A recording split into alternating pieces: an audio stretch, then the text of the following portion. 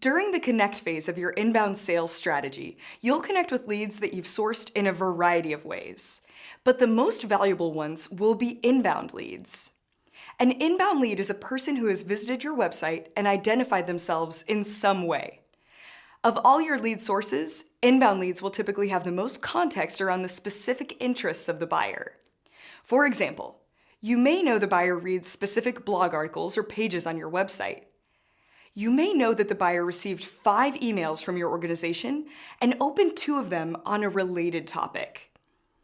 You may know the buyer retweeted certain types of content in social media. All of these actions are indications of the buyer's specific interests. To get a deeper understanding of buyer interests, define the categories of interest your buyers might have that your company can help with. For example, if you're representing a recruiting firm, your buyers may have the following categories of interests: increase the quality of new hires, increase the pace of hiring, decrease the cost per hire, reallocate the time hiring managers spend on sourcing to higher value activities. The interest categories for your product or service may be different from these, but if you can list out the problems you help your customers solve and map those problems to the content on your website, you'll be able to come into your Connect calls with a pretty good idea of the problem your prospect is trying to solve.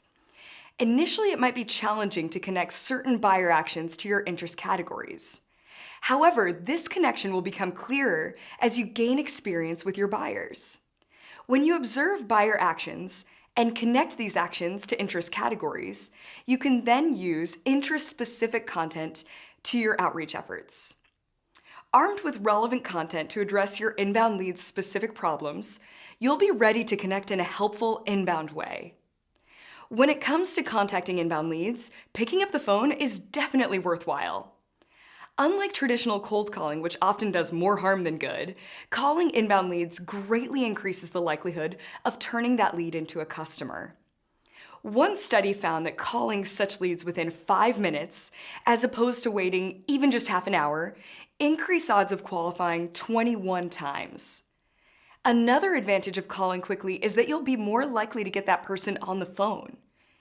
That same study found that you'll be 10 times more likely to have a conversation with a lead if you call them within 5 minutes rather than waiting an hour. If you can be that fast, your prospect will be surprised at your speed, and most of the time, it'll be a happy surprise. If you reach out in a helpful way, they'll be delighted to hear from you, and think about how that will change the tone of the initial conversation.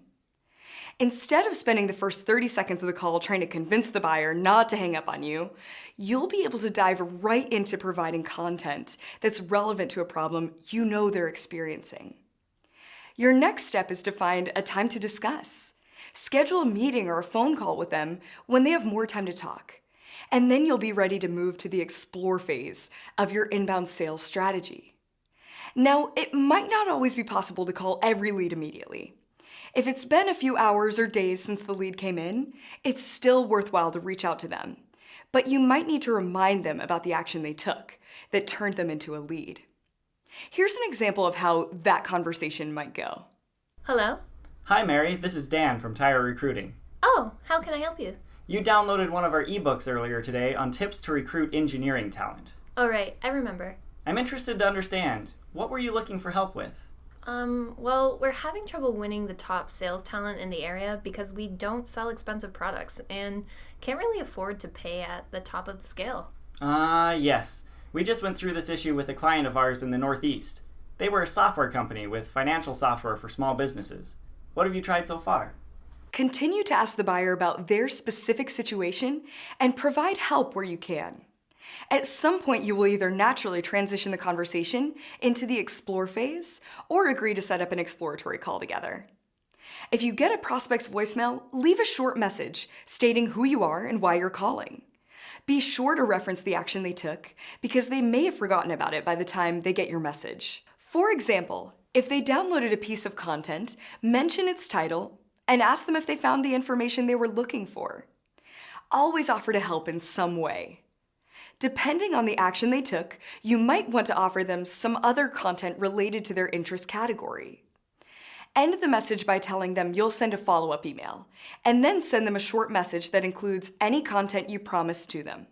Now, if you've been in sales for any amount of time, you probably know what it's like to feel as though all the voicemails and emails you send to people fall into a black hole. But your inbound leads might surprise you by how readily they respond. Not all of them will, but if you're reaching out in a truly helpful way, many of them will engage with you. So your Connect strategy needs to include a plan for fielding responses to your voicemails and emails. Email responses are easier to handle. The buyer's response is an indication that the buyer believes you can help them with a priority, goal, or challenge. Schedule a meeting or phone call when you can dig into their needs, and then you'll have successfully navigated to the explore phase of your inbound sales strategy. If an inbound lead calls you in a response to a voicemail you left them, use that as an opportunity to launch into a Connect call, like the one we discussed earlier. The only difference will be that they'll know who you are because of the information you left in your message, so you'll be able to jump straight into scheduling an exploratory call. Now, if you're in business-to-business sales, there's another scenario you might find yourself in when it comes to contacting inbound leads. Contacting anonymous leads. If you're calling a company that has shown interest in your offerings, but that you don't have a specific contact at, you need to focus on the content the people there will have shown interest in. For example, Hello? Hi, Mary. This is Dan from Tire Recruiting. Okay. We have received a few inquiries from people at your company for information on increasing hiring quality. Really? From who? That's what I was hoping you could help me with. They didn't leave their name. Is there someone in your organization that might be focused on that issue? Maybe Bob in recruiting. Do you know why he would be looking for information on sales hiring quality? We've had some issues there. Issues? similar to the inbound lead situation, continue to ask the buyer about their specific situation. Provide help where you can, and transition to the explore phase, either on this call or during a follow-up call. Now, not every inbound lead you contact will be ready to move to the explore phase, and that's okay. Position yourself as an advisor that they can rely on for helpful information, and then share content with them from time to maintain that relationship. They'll come around eventually. To sum up, inbound leads are your most valuable leads. Connect with them as quickly as possible by reaching out with content related to their interests. From there, it should be smooth sailing to the explore phase on your inbound sales strategy.